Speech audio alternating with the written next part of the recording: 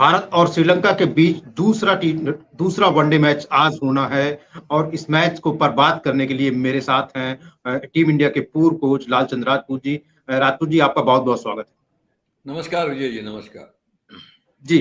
जैसा कि इस वनडे सीरीज के शुरू होने से पहले ही दो चीजों पर खूब बहस हुई। एक तो प्लेइंग 11 सूर्या को क्यों जगह नहीं मिल पा रही है, ईशान किशन को डबल सेंचुरी के बाद क्यों ड्रॉप किया गया। तो अभी ये बातचीत ऐसी नहीं है कि खत्म हो गई है, डिबेट चल रही है। बस ये है कि पहले वनडे में शुभमन गिल को जो मौका मिला उसको उन्होंने बखूबी बहुत बढ़िया तरीके से भुनाया।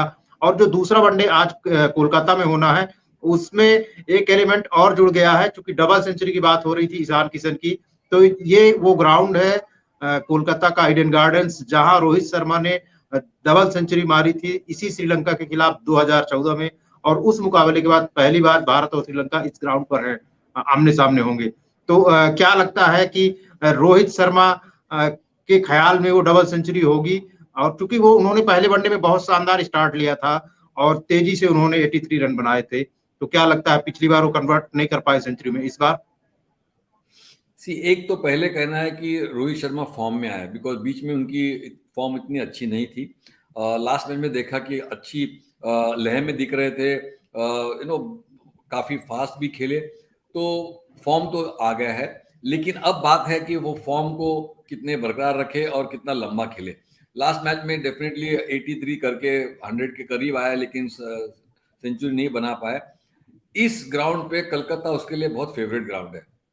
आप देखना वनडे में तो 100 डबल 100 किए हैं, लेकिन T20 में भी काफी 100 उसने कलकत्ता ग्राउंड पे किए हैं। तो हर एक प्लेयर का एक फील गुड ग्राउंड होता है, जैसा कि जैसा अभी रोहित का कलकत्ता है। तो जब वो ग्राउंड पे खेलते हैं तो ऑटोमेटिकली आपकी बैटिंग अच्छी होती है, और बिकॉज आपका एक कॉन्फिडेंस होता है, आपका एक मनोबल अच्छा होता है कि ये ग्राउंड पे मैं हमेशा रन किया हूँ। तो मुझे लगता है कि आज हमें रोहित शर्मा का 100 देखने जरूर मिलेगा। जी। रोहित शर्मा के बारे में निश्चित रूप से पॉजिटिव काफी आई हैं और लोगों को उम्मीद है कि वो अच्छा करेंगे। लेकिन इस पूरी सीरीज को हम ऐसे देख सकते हैं कि इसी साल वर्ल्ड कप होना है और टीम इंडिया अब जो है एक तरह से ग्रुप हो रही है, वो उसका इरादा अपना कम से कम फोकस क्लियर है वर्ल्ड कप। इस वर्ल्ड कप के नाते इस टीम कलेक्ट होकर के टीम बनाई जा रही है और उस टीम में दो यंग चेहरे हैं जो अभी टीम इंडिया में वनडे टीम में जगह बना रहे हैं, एक शुभमन गिल और एक श्रेयस अय्यर। और जो पिछला वनडे रहा, कहीं ना कहीं सूर्या के बाहर होने की वजह शुभमन गिल का खेल था, क्योंकि शुभमन गिल जिस तरीके से खेल रहे थे तो ईशान किशन को ओपन कराया नहीं जा सकता था उनकी जगह। और जब ईशान किशन ओपन नहीं कर किए तो 5वें नंबर पे आपको विकेट कीपर चाहिए ही चाहिए था। तो शुभमन गिल के खेल के बारे में आप क्या कहेंगे? जो पिछले मैं जुलाई 2022 से बात करूं तो जुलाई 2022 से उन्होंने 70 की औसत से रन बनाए हैं, स्ट्राइक रेट भी उनका 102 है।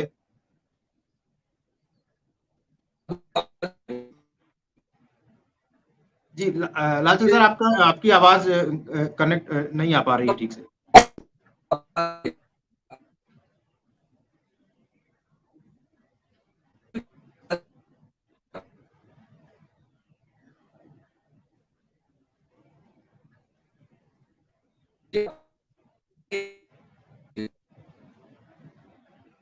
जी लालचंद सर की अभी आवाज नहीं आ रही है, तो इस बातचीत को मैं जारी रखता हूं। लालचंद सर हो सकता है एक बार कनेक्ट करेंगे हमसे फिर से।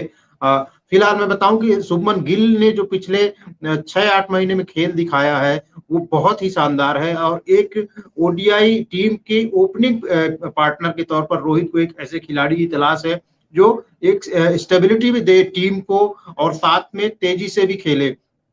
हमने देखा कि एक लंबी समय तक उनकी एक जोड़ी रही शिखर धवन के साथ, लेकिन शिखर धवन के खेल में पिछले कुछ दिनों में एक थोड़ी सी गिरावट आई थी, खास करके उनका रन रेट डाउन हुआ था। और रोहित शर्मा भी थोड़ा सा स्टार्ट लेने में टाइम लेते हैं, तेज खेलने में उसके पहले वो जमते हैं। तो भारत की एक कमजोरी हो गई थी एज ए ओपनिंग पार्टनरशिप में कि शुरुआती मौकों पर कम से कम रन रेट कम होता था टीम इंडिया का। और ये कमी दूर हो सकती है कि नहीं, शुभमन गिल के साथ ये देखना होगा, क्योंकि भारत को एक ओपनिंग पार्टनर बहुत बढ़िया ओपनिंग जोड़ी चाहिए, क्योंकि वर्ल्ड कप नजदीक है। लालचंद सर, आपको आवाज आ रही है मेरी?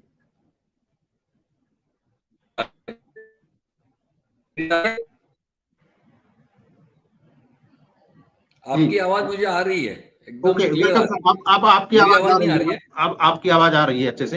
हाँ, मैं बता रहा था कि अभी हाँ। दर्शकों को या कुछ। मैंने पूरा सुन लिया। जी, हाँ, मैंने पूरा सुना प्लीज प्लीज, आपका। तो वो जो हाँ, एक ओपनिंग पार्टनरशिप या ओपनिंग जोड़ी की तलाश है, क्या रोहित और शुभमन गिल के तौर पर एक कंप्लीट जोड़ी दिख रही है वर्ल्ड कप के लिहाज से? या कम से कम एक, चूंकि ईशान किशन ने भी दावा ठोका था और वो लेफ्ट हैंडर है, इसकी वजह से एक वैरायटी मिलती है, लेकिन फिलहाल अभी रेस में शुभमन गिल से पीछे हैं ईशान किशन। तो आप कैसे इस जोड़ी को देखेंगे, रोहित और शुभमन के? सबसे पहले तो शुभमन गिल का जो कंसिस्टेंसी है बहुत बेहतरीन है। उसके जैसे आपने कहा 70 के ऊपर उसका औसत है, और जब वो बैटिंग करते हैं बहुत इजी लगते हैं, और उसके पास काफ़ी शॉट्स है, और फील्डिंग भी अच्छे करते हैं, ऐड वैल्यू करते हैं टीम के लिए। और मुझे लगता है कि इसके लिए शुभमन गिल को पहला मौका दिया गया है। रही बात लेफ्ट हैंड और राइट हैंडर की, हर एक टीम में ऐसा लगता है कि एक लेफ्ट हैंड राइट हैंड हो तो कॉम्बिनेशन में काफ़ी अच्छा होता है, क्योंकि सामने वाली टीम को, बॉलर लोगों को आपका लाइन चेंज करना पड़ता है, प्लस कैप्टन को फील्ड प्लेसमेंट चेंज करना पड़ता है, तो थोड़ी सी मुश्किल जाती है अपोजिट टीम के लिए। तो इसलिए left hand right hand combination अच्छा होता है काफ़ी। जैसे हमने पहले शेखर धवन और रोहित था, और अब लगता है कि शुभमन गिल पहले ईशान से पहले हो गए, क्योंकि उसका कंसिस्टेंटी अच्छा है। लेकिन मैं ये भी दावा करता हूं कि आने वाले मैचेस में यू नेवर नो कि ईशान किशन को लोग ओपन लाए और शुभमन गिल को 3 नंबर भी खेले, यू नेवर नो कि 3। तो होपफुली, लेकिन जिस तरह से कल लास्ट मैच में गिल ने बैटिंग किया, बहुत ही बेहतरीन। मुझे लगता है कि उसने, हम कहते हैं ना क्रिकेट में कि जब मौका मिलता है आप दोनों हाथ से पकड़ लो, उसने कल 77 किए, लेकिन यस शतक नहीं बना पाए, लेकिन जिस तरह से लोग दोनों ने बैटिंग की बहुत बेहतरीन। रोहित, और उसने जो स्टार्ट करके दिया 140 रन प्लस, आई थिंक बहुत ही इंपॉर्टेंट था। तो मुझे लगता है कि इंडियन टीम अब ज्यादा चेंजेस नहीं करेगी, शुभमन गिल के साथ ही जाएगी। थोड़ा सा वेट करना पड़ेगा ईशान किशन को। एक ही मौका है कि अगर केएल राहुल फेल जाते हैं तो शायद wicket keeper batsman Ishan Kishan को टीम में ले सकते हैं।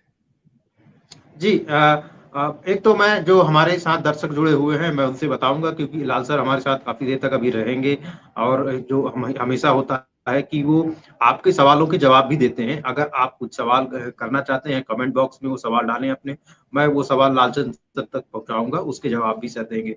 आपने एक बड़ी बात कह दी इस पूरे बातचीत में, अभी 2 मिनट की बातचीत में, कि अगर मे भी इस बात की पॉसिबिलिटी है कि शुभमन गिल को तीसरे नंबर पर ट्राई किया जाए।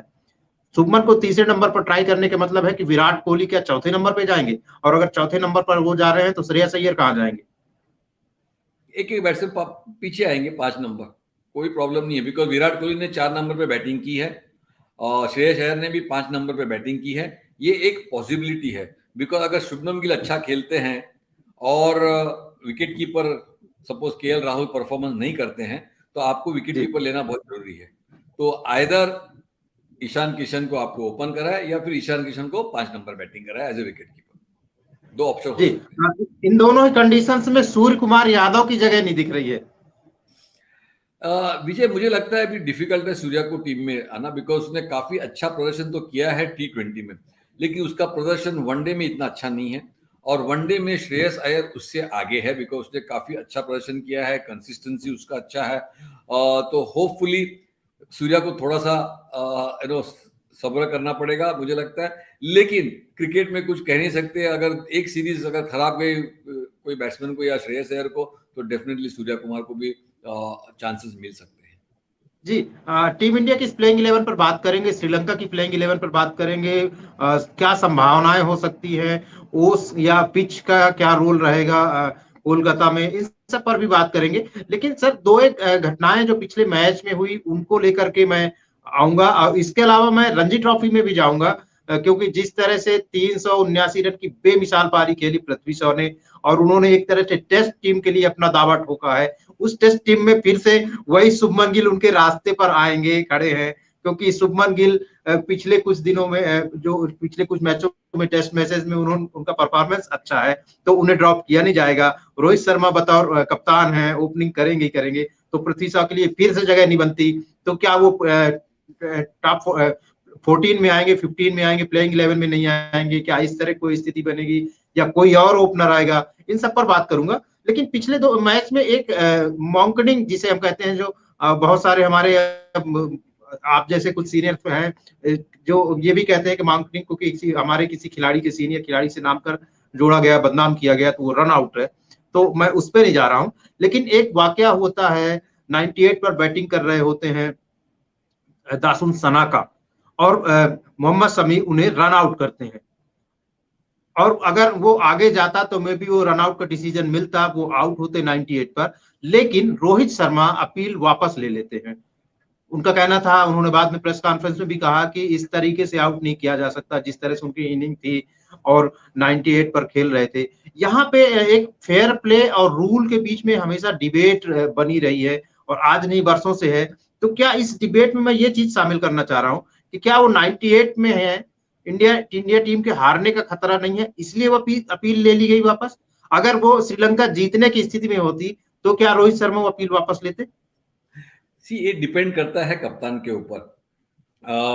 मुझे लगता है रोहित शर्मा ने काफी बखूदा एक स्पोर्ट्समैन स्पिरिट बताई, और अगर आप कुछ साल पहले भी जाओ, कर्टनी वॉल्श ने पाकिस्तान के अगेंस्ट या श्रीलंका के अगेंस्ट यही किया था, और पाकिस्तान खिलाफ श्रीलंका में वर्ल्ड कप सेमीफाइनल 1987 था, और पाकिस्तान को कुछ ही रन चाहिए थे, क्वार्टर फाइनल या सेमीफाइनल था, जिसमें लास्ट ओवर था, अगर वो आउट करते तो वो वेस्ट इंडीज मैच जीत जाता, लेकिन उन्होंने नहीं किया था जी।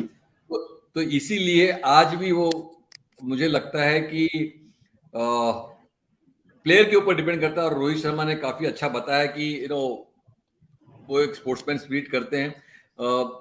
भले कि मैच कोई भी तरफ जाओ, लेकिन ये एक बहुत इम्पोर्टेंट चीज था। तो मुझे लगा कि हमें रोहित शर्मा को पूरा ये देना चाहिए, श्रेय देना चाहिए कि उसने उसको वापस अपनी अपील वापस ली और उसको कंटिन्यू करने दिया, और उसने उसके बाद 100 भी बनाया। तो इट डिपेंड करता है प्लेयर के ऊपर, कप्तान के ऊपर। देखो अगर आपने एक टेस्ट मैच देखा होगा, बॉम्बे में था, मुंबई में जब टेस्ट मैच था, विश्वनाथ कप्तान थे, उसने इयन बोथम को वापस बुलाया और हम टेस्ट मैच हार गए थे ना। तो मतलब ये डिपेंड करता है कि कौन कप्तान और उसका देखने का नजरिया। तो मुझे लगता है कि वो कहीं ना कहीं रोहित शर्मा ने काफी अच्छा ही किया कि आउट ऑफ वे जाके स्पोर्ट्समैन स्पिरिट और लॉ दोनों को अलग किया। उसने बोला मैं स्पोर्ट्समैन स्पिरिट में जाऊंगा और इसे जेंटलमैन्स गेम, और मैं उसको वापस बुलाता हूँ। विजय जी, 1 मिनट, मेरा लैपटॉप लगता है, हाँ ठीक है, बैटरी लो बता रहा था, तो मुझे लगा कि क्या हो गया यार। जी, जैसा कि आपने कहा कि ये एक लंबी बहस है, आप सीधे 1987 में ले गए, क्योंकि उस दौर में आप एज ए प्लेयर देख रहे थे, उन चीजों को उस तरह से समझ रहे थे। अब आप एक एक्सपर्ट के तौर पर है, कोच के तौर पर है टीम से, लेकिन एज ए जर्नलिस्ट और एज ए क्रिकेट प्रेमी इस बात पर थोड़ा कंफ्यूजन रहता है, कम से कम मेरे दिमाग में। बहुत बार हमारे बड़े दिग्गज प्लेयर्स हैं, वो इस बात के लिए ही जाने जाते हैं, अपने स्पोर्ट्समैन स्पिरिट के लिए। और जैसा कि आपने कहा, जब भी वाल्स का उदाहरण दिया, वाल्स शायद पहला नाम आता है कम से कम, क्योंकि वो वर्ल्ड कप का बहुत ऐसा मोमेंट था उस एक उनके डिसीजन से, क्योंकि वो आते हैं, वार्न करते हैं और फिर वापस अपने रनअप पर चले जाते हैं। अगर वो वार्न नहीं करें, वो आउट करें, तो पाकिस्तान वो मैच हारता और अगले राउंड पे जाता पाकिस्तान, सेमीफाइनल में जाता। लेकिन वही बात गिलक्रिस्ट की बात भी हुई, 1-2 बार उनको हमने देखा कि वो अंपायर की तरफ देखे बिना, आउट इशारा देखे बिना वापस चले गए। विश्वनाथ की बात कही आपने, विश्वनाथ की गिनती भारत के अच्छे कप्तानों में सिर्फ इसीलिए होती है क्योंकि उनको ज्यादा कप्तानी का मौका नहीं मिला। उनके उस तरह से नंबर्स नहीं है। हम नंबर्स में जाएंगे तो शायद ये नहीं मिलेगा कि 25 मैच में कप्तानी की, 15 मैच जीते, ऐसा नहीं है। लेकिन उन्होंने वो छोटे से ही मौका एक मिला, उसमें ही अपनी एक पहचान बना ली। लेकिन दूसरी तरफ अभी कुछ दिनों पहले जब इंग्लैंड में भारतीय खिलाड़ी ने, दीप्ति ने इसी तरह से आउट किया था, रन आउट किया था इंग्लिश प्लेयर को, और उसमें बड़ी डिबेट हुई थी। तो उस मैच के कुछ एक दिन बाद एक उनके पूर्व क्रिकेटर हैं इंग्लैंड के, मोंटी पनेसर, उनसे मेरी बात हो रही थी, तो वो काफी नाराज थे और वो कह रहे थे कि इंडिया के पास इस तरह का मौका, क्योंकि इंग्लैंड मैच वो जीत सकता था, तो वो कह रहे थे कि क्या अगर कोहली या रोहित 98 या 95 इसी तरह को उन्होंने उदाहरण दिया था पर खेल रहे होंगे और सामने वाली टीम आप उनको रन आउट करे इस तरीके से, तो आपको कैसा लगेगा, या इंडियन फैंस को। इधर लगभग वही कंडीशन हुई जब रोहित ने नॉट आउट, एक तरह से आउट को नॉट आउट करार दिया, उनकी सिर्फ अपील की वजह से हुआ। तो ये स्पोर्ट्समैन स्पिरिट और रूल, इसके बीच में कैसे डिसाइड करते हैं? क्योंकि ये हमने वहां भी देखा इंग्लैंड में राहुल द्रविड़ की कप्तान, राहुल द्रविड़ और सचिन की सलाह के बाद धोनी ने वापस लिया, बुलाया था यान बेल को। तो इस तरह की चीजें होती रहती है। तो वो कौन सी लाइन है, कितनी पतली रेखा है जहां पर आप एज ए मैनेजमेंट डिसाइड करते हैं, या ये सिर्फ और सिर्फ कप्तान पर तय करता है कि वो कप्तान क्या डिसीजन ले? देखिए विजय, ये बहुत इंपॉर्टेंट है कि कप्तान, बिकॉज कप्तान क्या चाहता है। देखो, विनिंग लूजिंग में इसमें कभी सोचना नहीं चाहिए, बिकॉज अगर मैं आउट करा तो जीत लेते, लेकिन यस, स्पिरिट, जो स्पोर्ट्समैन स्पिरिट है, इरेस्पेक्टिव ऑफ मैच का क्या पोजीशन है, अगर उसी तरह देखते हैं कि मेरे स्पोर्ट्समैन स्पिरिट है कि नहीं, मैं गलत चीज में, ये चीजों में मैं ध्यान नहीं दूंगा, भले वो कोई भी हो, 98 पे हो, अगर हम उनको 1 रन चाहिए, लास्ट विकेट हो, अगर हम वो कर ले तो जीत जाए। तो ये एक सोच होती है, और मुझे लगता है काफी प्लेयर लोगों की सोच अच्छी है कि हम ऐसे नहीं जीतेंगे, हम जीतेंगे तो फेयर जीतेंगे। लेकिन यस, लॉ में है, अगर आपने कोई बैट्समैन को पहले बार वॉर्न किया और उसके बाद आउट करते, तो मुझे लगता है कि उसमें कोई बुराई नहीं है। वॉस ने वही किया कि उसको पहले वॉर्न किया। इसको भी रोहित शर्मा ने भी कल शनागा को बुलाया, बिकॉज उसको वॉर्न नहीं किया था, वो पहले फर्स्ट अटेम्प्ट था। तो इसीलिए आप अगर कोई बैट्समैन गलत यूज कर रहा है, मतलब एडवांटेज ले रहा है, वो पहले ही भाग रहा है, तो उसको आप पहले वॉर्न कर दो।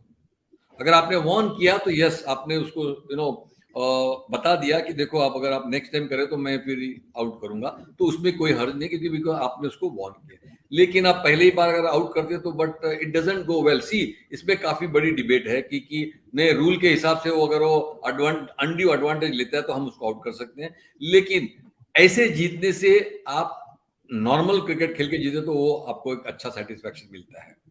तो यस, कोई प्लेयर चाहते हैं कि नहीं, वो एडवांटेज ले रहा है तो उसको हम आउट करेंगे, कोई कप्तान चाहता है नहीं, कि वो अगर एडवांटेज ले रहा है उसको आपको पहला एक बार बता देना, आप उसको आप कहना कि देखो भाई, आप अनड्यू एडवांटेज ले रहा है, अगर नेक्स्ट टाइम करे तो मैं आपको आउट करूंगा, तो that mean it's a fair game then. So इसमें काफी डिपेंड है, लेकिन सबसे इंपॉर्टेंट है कि कप्तान के ऊपर डिपेंड होता है, बिकॉज कप्तान ही जो डिसीजन होता है या अपील होता है वो वापस ले सकता है। एक और इसी, चूंकि दासुन सनाका की बात हो रही है, तो दासुन सनाका पर ही एक और सवाल मेरा, क्योंकि सॉरी, अभी आईपीएल के ऑक्शन हुए, दासुन सनाका उसमें थे, और दासुन सनाका पर किसी भी टीम ने बिड नहीं की, उन्हें कोई, किसी भी टीम ने अपनी टीम के लिए नहीं खरीदा या अपनी टीम में शामिल नहीं किया, जबकि उनका बहुत ज्यादा प्राइस भी, उन्होंने बेस प्राइस भी बहुत ज्यादा नहीं था। और अब उन्होंने जिस तरह से धमाल मचाना शुरू किया है, तो क्या आईपीएल टीमों ने गलती कर दी, या दासुन सनाका का खेल बाद में उभर के आया? अगर यही खेल वो कुछ 2-1 महीने पहले दिखा रहे थे, हालांकि उन्होंने टी20 वर्ल्ड कप और इधर उधर एशिया कप में भी उनका परफॉर्मेंस ठीक था, ये नहीं कह सकते कि उस समय अच्छा नहीं खेल कर रहे थे, तो क्या आईपीएल टीमों ने कुछ गलती कर दी? गलती तो मैं नहीं कहूंगा, लेकिन क्या होता है, ऑक्शन के पहले देखो, मैं कहता हूं ना कि लक फैक्टर बहुत इंपॉर्टेंट होता है। आपने एक दिल्ली का लेफ्ट आर्म स्पिनर के बारे में सुना होगा, जो इंडियन टीम में भी आया और डायरेक्टली वो आईपीएल में, उसकी बोली लगी 12 करोड़ रुपए ना, लेफ्ट आर्म स्पिनर, उसका नाम मैं बोल रहा हूँ। वो बाद में भी खेल, लेकिन उसके बाद वो इतना अच्छा प्रदर्शन नहीं किया, क्योंकि वो ऑक्शन के पहले जब इतने मैचेस हुए उसमें काफी अच्छा प्रदर्शन किया। तो लोग क्या करते हैं कि जब दिखता है वही बिकता है, तो जब ऑक्शन के पहले आप दिखा, वही बिका है।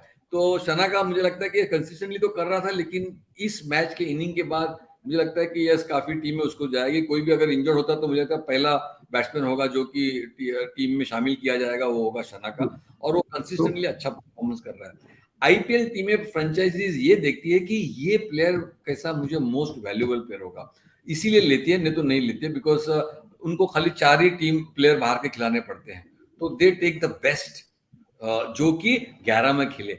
बाहर के प्लेयर लेके ड्रॉप बाहर बिठाना उतना अच्छा नहीं लगता, तो वो ऐसे प्लेयर लेते हैं कि जो कि कोई इंजरी हो जाए तो वो टीम में आ सकता है। तो उन लोग एक मैचअप करते हैं कि नहीं, ये बैट्समैन के लिए ये प्लेयर ले सकते हैं, ये बॉलर के लिए ये बॉलर ले सकते हैं, क्योंकि तुमको फॉरेन बॉलर से आप एक्सचेंज कर सकते हैं।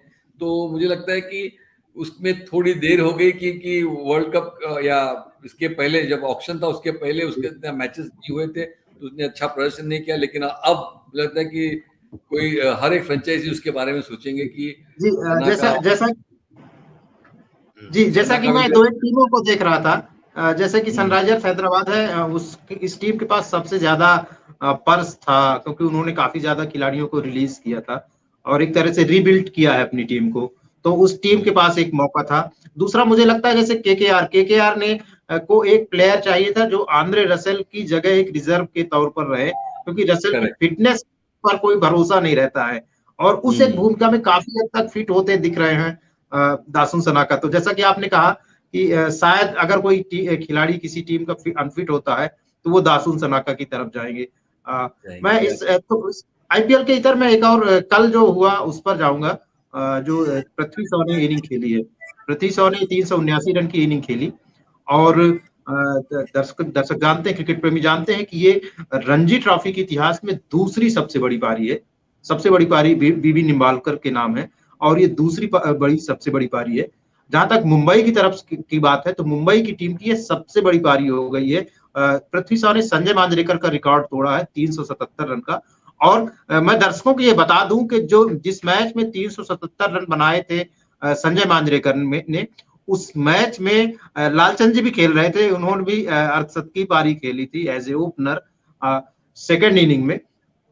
तो लालचंद जी, एक तो आपने पृथ्वी शॉ की इनिंग भी देखी होगी और भले ही टीवी पर, और दूसरी बात आपने as a pavilion dressing room में बैठ करके संजय मांजरेकर की इनिंग देखी, तो थोड़ा सा कुछ कंपैरिजन जैसा कुछ लगा? क्योंकि संजय मांजरेकर मैं देख रहा था कम से कम आंकड़े, और आंकड़े अक्सर झूठ बोलते हैं लोग कहते हैं, तो आंकड़ों में सच इन्होंने खूब सारी 50 चौके लगाए थे संजय मांजरेकर ने, छक्के भी लगाए थे।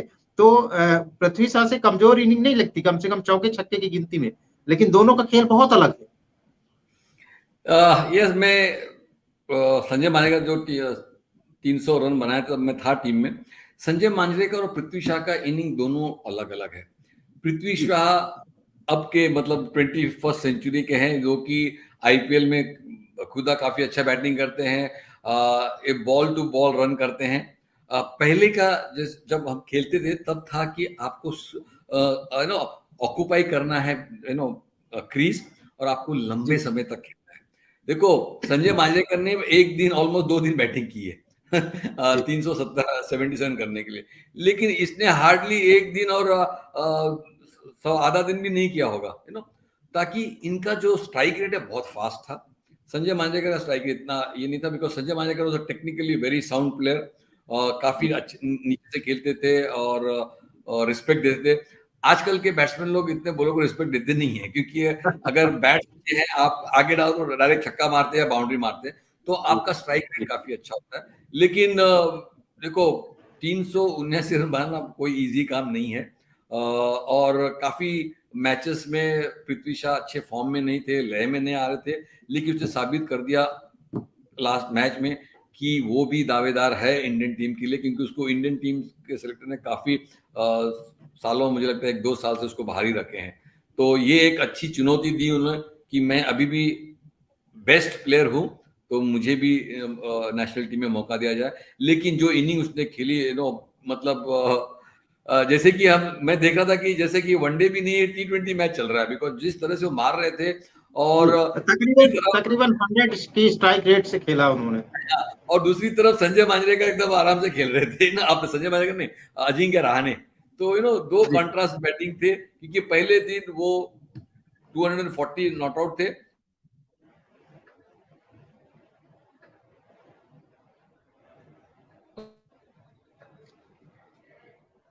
जी एक बार फिर से लालचंद जी की आवाज किसी वजह से, कोई नेटवर्क की वजह से डिस्कनेक्ट हो गई है, अभी नहीं आ पा रही है। मैं बता दूं आपको कि चूंकि पृथ्वी शॉ के बारे में इसलिए भी बात की जा रही है क्योंकि अभी जस्ट कुछ दिनों के बाद ही ऑस्ट्रेलिया की टीम इंडिया आएगी। वहां इंडिया वर्सेस ऑस्ट्रेलिया 4 मैचों की टेस्ट सीरीज होनी है, और ये सीरीज सिर्फ और सिर्फ बायलैटरल अंदाज में या बायलैटरल की वजह से महत्वपूर्ण नहीं है। इस एक सीरीज की फैसले से तय होगा कि भारत वर्ल्ड टेस्ट चैंपियन में खेलेगा कि नहीं, क्योंकि अगर भारत 3-0 से जीतता है या इस तरह के जो कॉम्बिनेशन है, समीकरण है, उस समीकरण को वो क्लियर करता है, तब तो भारत वर्ल्ड टेस्ट चैंपियनशिप में खेल पाएगा, नहीं तो वो नहीं खेल पाएगा। इसी वजह से इस टेस्ट सीरीज की भी चर्चा हो रही है, भले ही अभी वनडे सीरीज हो रही है भारत श्रीलंका की, इसके बाद भारत और न्यूजीलैंड के बीच सीरीज खेली जा रही है, उसके बाद ऑस्ट्रेलिया की टीम आ रही है। लेकिन चूंकि टेस्ट चैंपियनशिप को ध्यान में रखते हुए ये टेस्ट सीरीज बहुत इंपॉर्टेंट हो गई है, इसीलिए बार बार पृथ्वी शॉ के बारे में बात हो रही है, बार बार सरफराज खान के बारे में बात हो रही है, क्योंकि वो मिडिल ऑर्डर में कुछ इसी तरह की बल्लेबाजी कर रहे हैं। हर दूसरे मैच में कम से कम सेंचुरी लगा रहे हैं। पिछले कुछ 6-8 महीनों में जो उन्होंने खेल दिखाया है वो बड़ा गजब का रहा है। लेकिन वही बात जो सूर्य कुमार यादव के साथ हो रही है कि प्लेइंग 11 में जगह नहीं बन पा रही है। वनडे टीम में जैसे सूर्य कुमार की स्थिति है, वैसे ही सरफराज खान की स्थिति है, वैसे ही पृथ्वी शॉ की स्थिति है कि वो बहुत अच्छा खेल तो रहे हैं लेकिन टीम इंडिया में जगह नहीं बना पा रहे हैं। लगता है लालचंद जी का कनेक्शन हमसे नहीं हो पा रहा, फिर से नेटवर्क उनका इशू बना हुआ है। तो अभी मैं फिलहाल इस बातचीत को यहीं विराम दूंगा। लालचंद जी, आपको आवाज आ रही है मेरी क्या? आपकी आवाज आ रही है मुझे। जी जी, वेलकम वेलकम। एक बार फिर से आप नेटवर्क में आ गए हैं, और चूंकि आप हम नेटवर्क में आ गए हैं तो मैं बातचीत को ब्रेक करना चाह रहा था, क्योंकि मैं अकेला क्या बोलूं जब लालचंद जी नहीं है, क्योंकि लोग लालचंद जी को सुनना चाहते हैं। तो मैं वही कह रहा था कि इस टेस्ट सीरीज की जो वर्ल्ड टेस्ट चैंपियनशिप है उसको ध्यान में रखते हुए टेस्ट सीरीज बेहद इंपॉर्टेंट हो गई है। और पृथ्वी शॉ का इस तरह से खेलना कितना महत्वपूर्ण है भारतीय टीम के लिए, और वो अगर टीम में आते हैं तो कितना फर्क पैदा कर पाएंगे। टेस्ट चैंपियनशिप बहुत इंपॉर्टेंट है, क्योंकि अगर हम एक भी मैच हारते तो हम क्वालिफाई नहीं होंगे। तो हमें जीतना ही है, और जीत के साथ हमें मैच हारना भी नहीं है। ड्रॉ कर सकते हैं लेकिन हमको तीनों मैच जीतना है। या तो बहुत इंपॉर्टेंट है। रही बात पृथ्वी शॉ की, पृथ्वी शॉ ने अभी एक मैच में रन किए रणजी ट्रॉफी में, लेकिन उसके पहले मैचेस देखे तो इतना अच्छा प्रदर्शन नहीं था। तो मुझे नहीं लगता कि इतनी जल्दी उसको वापसी देंगे, बिकॉज शुभमन गिल काफी अच्छा कर रहे हैं, रोहित शर्मा तो बाहर जा नहीं सकते हैं, विराट कोहली है, और 3 नंबर पे पुजारा खेलते हैं। तो काफी मुश्किल होगा टीम में आने के लिए, क्योंकि आजकल अभी इतना अच्छा प्रदर्शन करने के बाद सूर्या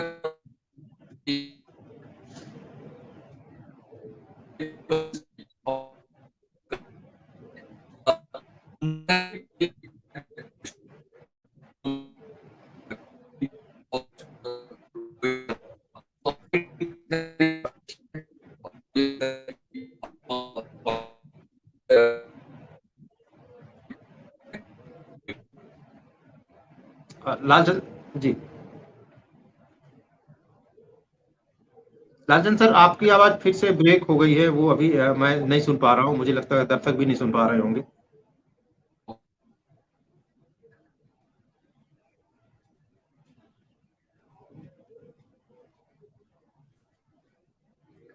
जी, तब तक हमारे साथी जुड़ गए हैं, कमलेश कमलेश राय हमारे साथी लगातार वो लाइव ब्लॉग मैचेस के करते हैं और मैच पर एकदम बारीक नजर रखते हैं।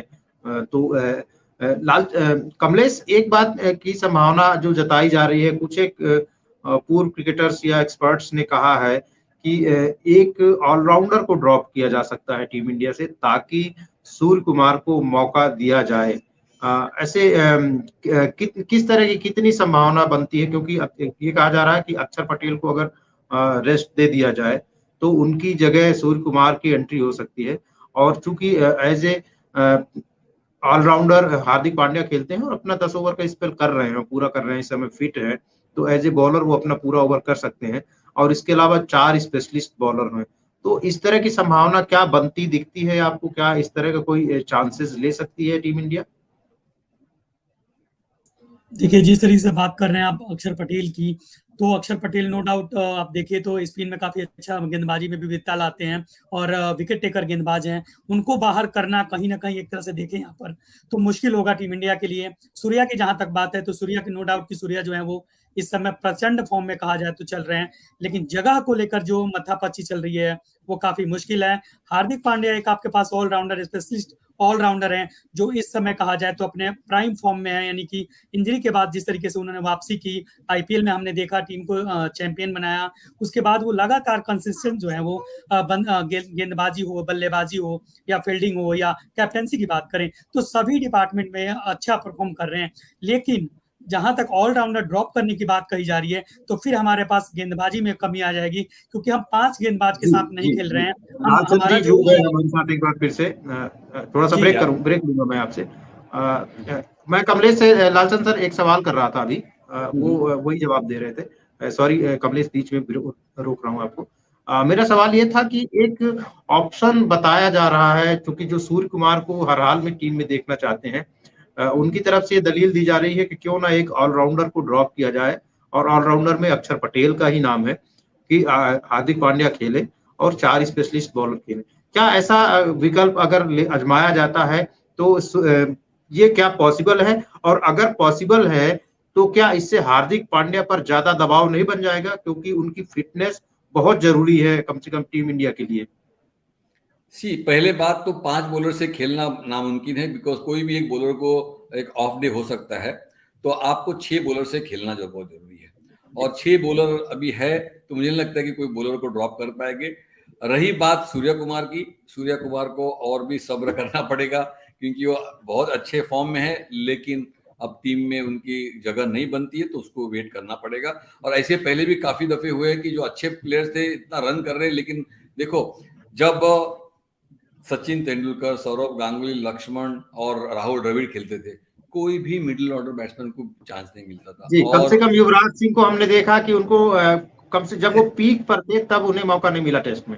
ये वही तो बहुत डिफिकल्ट था इनको टीम में आने के लिए। तो इसी तरह जब सूर्या कुमार का मौका आएगा तब उसे थोड़ा सब्र करना पड़ेगा, लेकिन आज मतलब अब इस सीरीज में तो मुझे बहुत डिफिकल्ट लगता है कि उसको खेलने का मौका मिले। जी, तो जैसा कि इसी बातचीत पर मैं आज की लालचंद राय की इसी राय के साथ कि बातचीत को यहीं खत्म करूंगा, विराम दूंगा कि कम से कम सूर्य कुमार यादव को अभी सब्र करना होगा, और इस प्लेइंग 11 में अभी जो टीम इंडिया का कॉम्बिनेशन है उसमें जगह नहीं बनती। निश्चित रूप से टीम मैनेजमेंट को भी ये चिंता होगी, या एक तरह से होता है कि पीक पर खिलाड़ी है तो उसे कैसे मौका दें, तो वो सोच रहा होगा इस बारे में। निश्चित रूप से कोई ना कोई वो प्रयास करेगा ही, लेकिन वही है कि सिर्फ प्रयास करने चाहने से नहीं होगा, जब तक टीम कॉम्बिनेशन में उनकी जगह नहीं बनेगी उन्हें प्लेइंग 11 में मौका नहीं मिलेगा।